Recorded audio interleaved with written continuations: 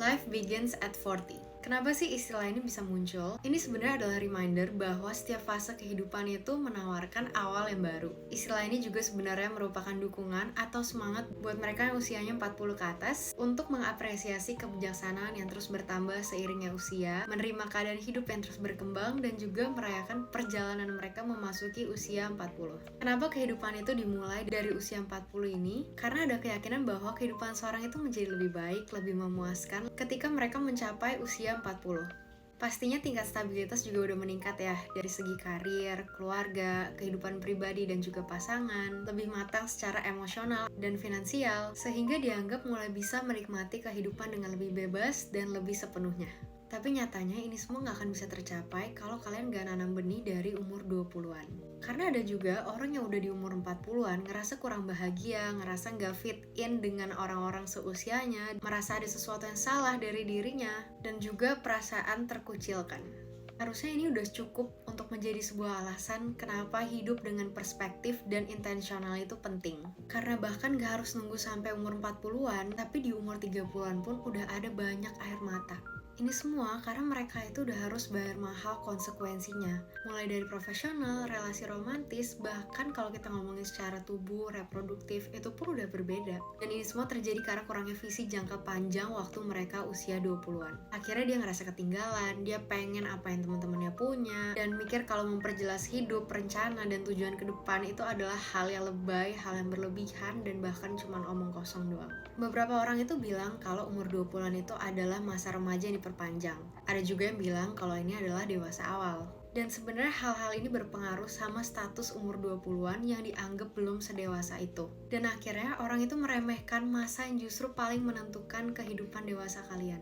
Buat kalian umur 20-an yang lagi nonton video ini, gue mau bilang bahwa tidak membuat keputusan adalah keputusan. Kadang kita itu mikir kalau nggak membuat keputusan sekarang, artinya kita itu membiarkan opsi kita, pilihan-pilihan kita itu terbuka untuk nanti. Banyak umur 20-an itu mikir, hidup gue bakal lebih baik tuh nanti di umur 30-an, di umur 40-an, semuanya bakal lebih jelas nanti. Bahkan juga mikir kalau nggak ada yang terjadi di umur 20-an, mungkin itu bakal terjadinya di umur 30-an. Well, jawabannya mungkin aja iya, tapi mungkin juga enggak. Karena itu bakal jadi different life. Dan ini juga menyadari bahwa melakukan sesuatu di kemudian hari itu tidak sama dengan melakukan sesuatu dengan lebih baik. Karena buktinya banyak banget umur 30-an dan 40-an yang punya potensi tapi akhirnya menyesal. Karena mereka itu harus mengejar ketertinggalan seumur hidup mereka. Mereka mikir, apa yang gue lakuin dulu, apa yang gue pikirin dulu waktu umur 20-an. Mereka berharap kalau dulu mereka itu melakukan sesuatu yang berbeda, dan mereka juga sadar bahwa kehidupan itu gak akan menjadi lebih baik. Mungkin kalian ada yang pernah dengar 30 is the new 20. Tapi yang pasti, 40 is not the new 30. Ketika masih ada banyak hal yang harus lo lakuin, akan ada tekanan besar yang lo rasain buat maju. Apa nikah, lo mau tinggal di mana, hasilin uang, beli rumah, mau menikmati hidup, mau lulus kuliah, mulai bisnis, dapat promosi kerjaan, nabung buat pensiun, mau punya 2 atau 3 anak, dan masih banyak hal lainnya. Sedangkan waktu lo itu terbatas, waktu lo itu udah lebih singkat daripada kalau lo udah mulai cicil di umur 20-an. Dan pastinya sulit buat ngejar bahkan melakukan atau memenuhi semua ini dikala lo udah umur 30-an. Hidup emang gak berakhir di usia 30 atau 40-an. Tapi ini jelas kehidupan yang berbeda. Gue kasih contoh di sini.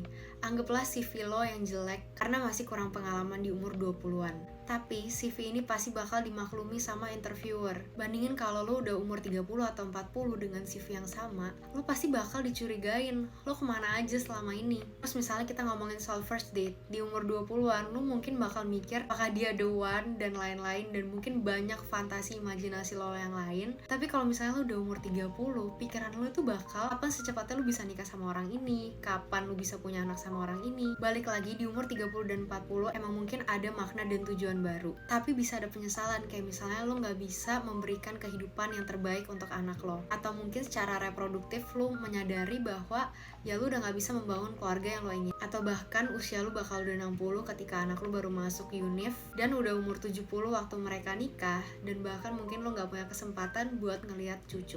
Makanya di sini gue mau bilang kenapa usia 20-an itu adalah golden time. Pembelajaran itu terjadi sangat cepat. Hal kecil aja bisa bikin perubahan yang dramatis. Ini adalah saat paling mudah untuk memulai kehidupan yang lo inginkan. Dan kabar baiknya, kesempatan untuk umur 20-an membangun hidup yang mereka inginkan itu luas banget, tapi emang butuh intensional dan juga formasi yang baik, kalau nggak bakal kelewat. Gue ngerti 20-an itu roller coaster banget, tapi kalau lo tahu cara navigasinya, sedikit demi sedikit, itu lo bakal melangkah lebih jauh dan lebih cepat dibanding tahap manapun dalam hidup lo. Jadi ingat, kehidupan lo itu gak mulai di umur 30 atau bahkan 40. Your life begins today. Mulai hari ini, hidup dengan tujuan dan kasih yang terbaik. Follow for more wisdom in your 20s. See you!